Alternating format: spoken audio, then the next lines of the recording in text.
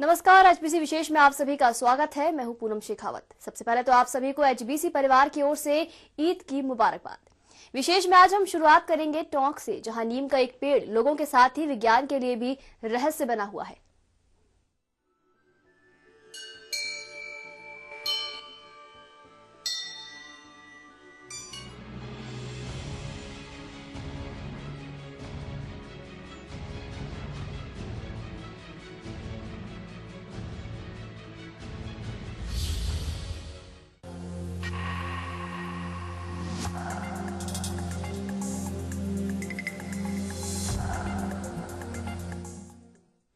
आपने मीठे नीम के पेड़ के बारे में जरूर सुना होगा, पर क्या आपने कभी सुना है कि एक ही नीम के पेड़ पर आधे पेड़ के पत्तों का स्वाद मीठा और आधे पत्तों का स्वाद कड़वा है? जी हाँ, सुनने में भले ही आपको अजीब लगे, लेकिन ये सच्चाई है। ये नजारा है टोंक के मालपुरा क्षेत्र के भोपलाव तीर्थ धाम पर भोपलाव मंदिर पर लगे नीम के पेड़ का, जो वर्षों से लोगों की आस्था का केंद्र बना हुआ है। एक ही डाल पर कड़वे और मीठे पत्तों का ये अनोखा पेड़ आम आदमी के साथ वनस्पति विज्ञानियों के लिए भी एक अजूबा है।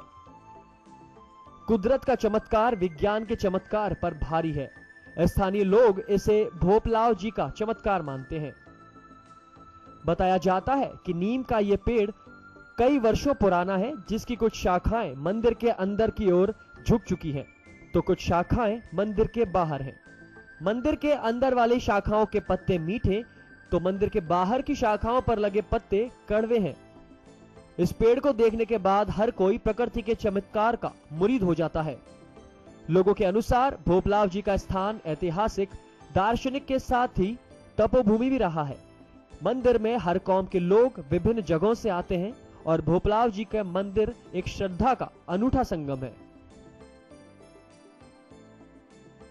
नीम का जो इसके कोट की अंदर की साइड में झुका हुआ है, वो नीम बिल्कुल एकदम मीठा है सर, और बाहर का उसी नीम का जो नीम का स्वाभाविक गुण है कड़वापन, वो बिल्कुल लगेगा।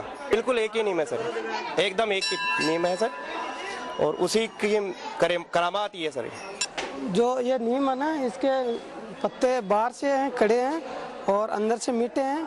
मैंने खुद में भी आजमाया है इसको। श्रद्धालु लोग आते हैं और कई भक्तजनों की जो श्रद्धाएं वो पूरी होती है यहाँ पे। प्रकृति का ये अद्भुत चमत्कार सभी के लिए अबूझ पहेली बना हुआ है, जिससे आम आदमी ही नहीं बल्कि बड़े बड़े वैज्ञानिक भी हैरान हैं। अगर इतिहास के पन्नों को खंगाले तो उस मंदिर का इतिहास जोधपुर के महाराजा बख्त सिंह से जुड़ा हुआ है।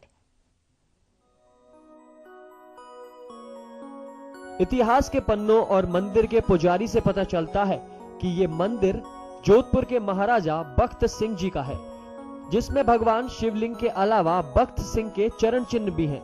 इनकी पूजा अर्चना करने से लोगों की मनोकामनाएं पूर्ण होती हैं। इतिहास के जानकारों के अनुसार महाराजा बख्त सिंह ने मालवा पर विजय के बाद जयपुर की ओर कूच किया था और जयपुर के प्रांत सिंदोलिया गांव के पास अपनी सेना का पड़ाव डाला था। उस समय जयपुर के राजा माधव सिंह ने भ्रम के चलते अपनी पत्नी और जयपुर नरेश की चचेरी बहन को विष का हार पहनाकर महाराजा से मिलने भेजा था। बहन के गले मिलते ही बख्त सिंह का स्वर्गवास हो गया। उसकी स्मृति में ही उस जगह पर शिवलिंग की स्थापना करके मंदिर का निर्माण करवाया गया। इतिहास के अनुसार सन 1818 में इस मंदिर की नींव रखी गई थी और 1822 में मंदिर में प्राण प्रतिष्ठा करवाई गई।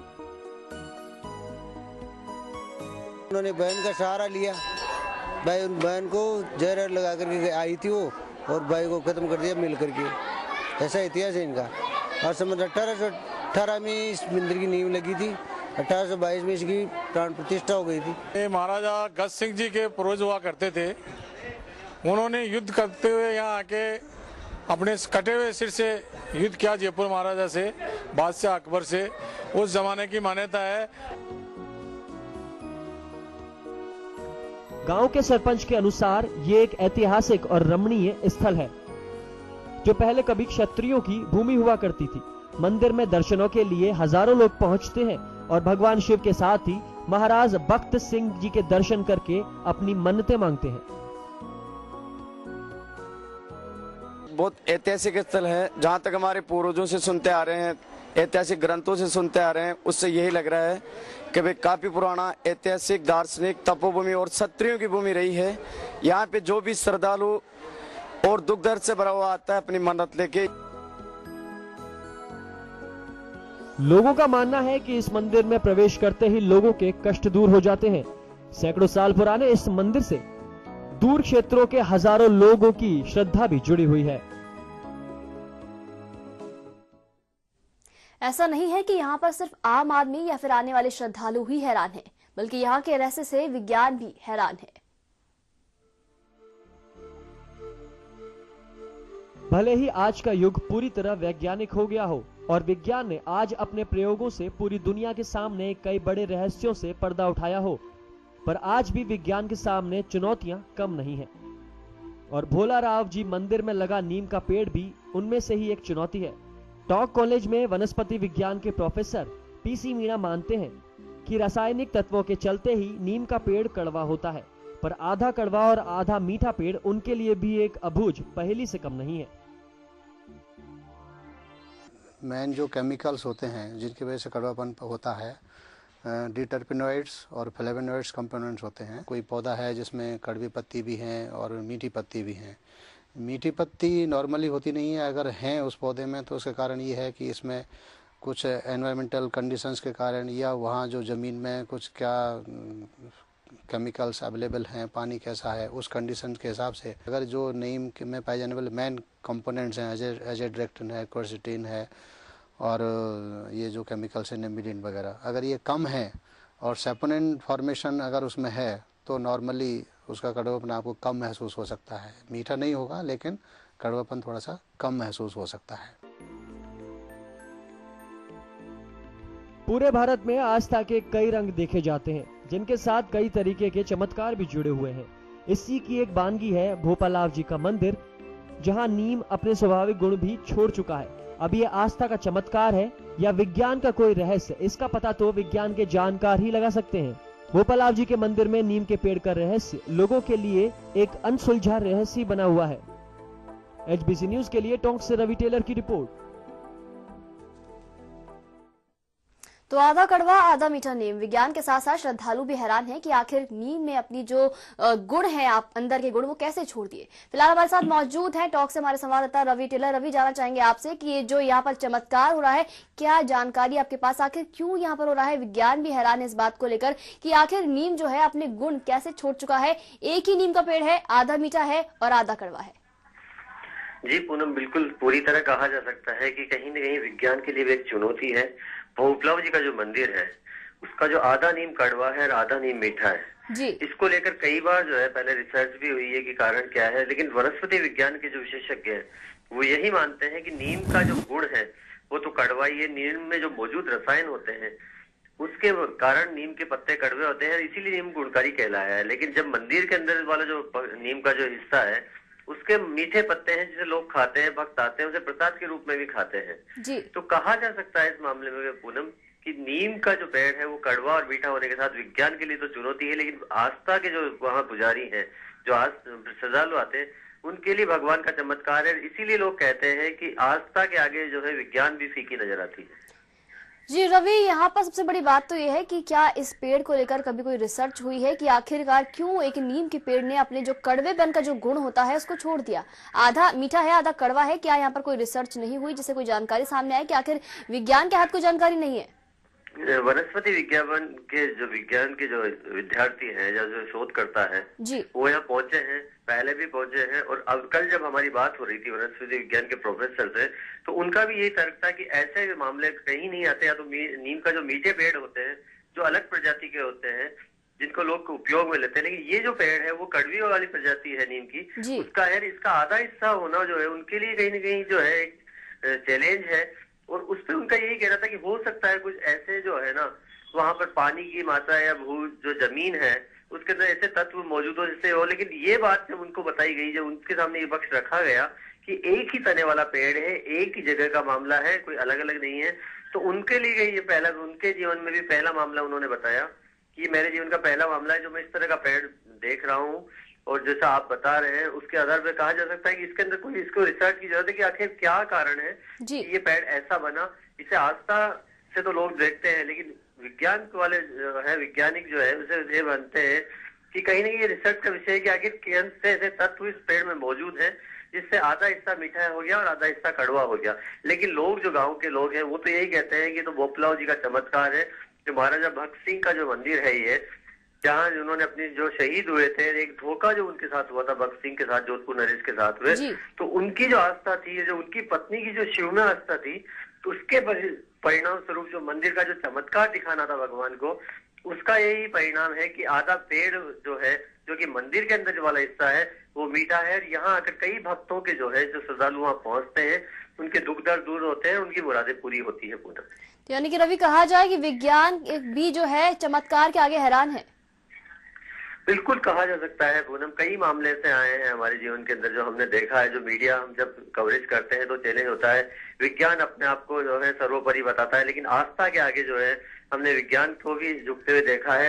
चाहे भोपलाव जी का मामला हो, चाहे नागपंचमी पर काले सर्प से अपनी जीभ कटवाते हुए इंसान का मामला हो, चाहे कुछ दिनों पूर्व हमने एक माता जी के कवरेज किया था, तो एक मूर्ति शराब का सेवन करती है वहां पर, उसके भी चारों तरफ से खुदवा के देख लिया गया।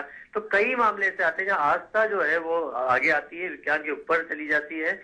तो इसीलिए कहा जाता है कि जो कुदरत के आगे जो है विज्ञान भी कहीं न कहीं फेल है। धन्यवाद रवि इस पूरी जानकारी के लिए। तो ये तो टॉक से हमारे संवाददाता रवि टेलर जो बताया कि किस तरह से टॉक के भोपलाव जी का मंदिर अपने आप में अनूठी श्रद्धा चमत्कार का आज उदाहरण बना हुआ है। यहाँ एक नीम का पेड़ है जो कि आधा मीठा है और आधा कड़वा है।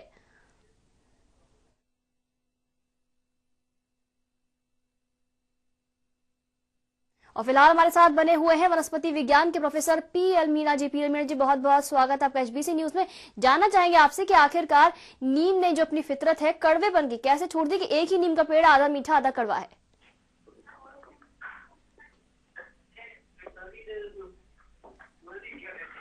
जी मीणा जी, आप वनस्पति विज्ञान के प्रोफेसर हैं, जानना चाहेंगे आपसे कि आखिरकार नीम ने अपनी फितरत कैसे छोड़ दी कि एक ही नीम का पेड़ आधा मीठा और आधा कड़वा है।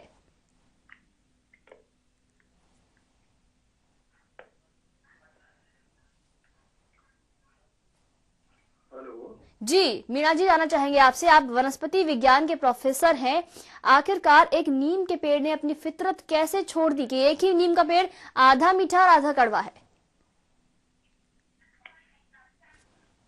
हेलो जी, फिलहाल हमारा संपर्क पीएल मीणा जी से नहीं हो पाया, लेकिन आपको बता दें कि विज्ञान भी इस चमत्कार के आगे हैरान है कि कैसे एक ही जगह उगा हुआ पेड़ जिसकी फितरत कड़वी ही है और वो कड़वा नीम का पेड़ ही है, लेकिन जैसे जैसे उसकी डालियां मंदिर के अंदर चुकती आती हैं, पत्तियां मीठी होती जाती हैं, श्रद्धालु बड़े ही चाव से इसे प्रसाद के रूप में ग्रहण करते हैं। लेकिन अगर बात करें मंदिर के बाहर की पत्तियों की डालियों की तो वो अभी भी कड़वी है। यानी कि कहा जाए एक ही नीम का पेड़ आधा मीठा आधा कड़वा। विज्ञान भी हैरान है, तो वहीं श्रद्धालु उसे चमत्कार मानते हैं भोपलाव जी महाराज का।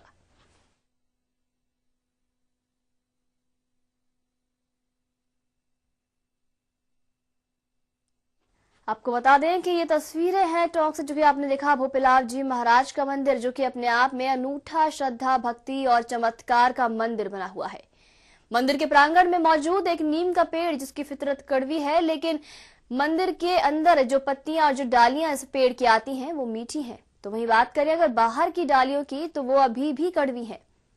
विज्ञान इस बात को लेकर हैरान है कि कैसे एक ही जगह उगा हुआ पेड़ जिसकी फितरत कड़वी है, नीम में रासायनिक गुण जो होते हैं वो कड़वेपन के लिए होते हैं, लेकिन मंदिर के अंदर जो पत्तियां जो डालियां मौजूद हैं वो मीठी हैं।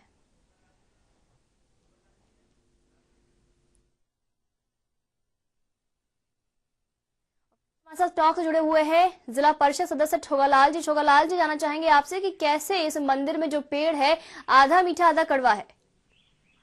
हेलो जी छोगालाल जी, जानना चाहेंगे आपसे कि कैसे इस मंदिर का जो नीम का पेड़ है आधा मीठा आधा कड़वा है। हाँ जी जी, ये वर्षों से पुरानी मान्यता है। भोपालाव जी बबू सिंह जी बाबूसा का मंदिर है। इसके अंदर पेड़ है जो आधा, जो अंदर की साइड जो डालियां हैं उसमें मीठी पत्तियां हैं और जो बाहर की साइड डालियां हैं वहाँ कड़वी पत्तियां हैं। जी ये वर्षों पुरानी मान्यता है, क्यों यहाँ पहले महाराजा गज सिंह के पूर्वज हुआ करते थे, यहाँ युद्ध हुआ था। जी छोगालाल जी,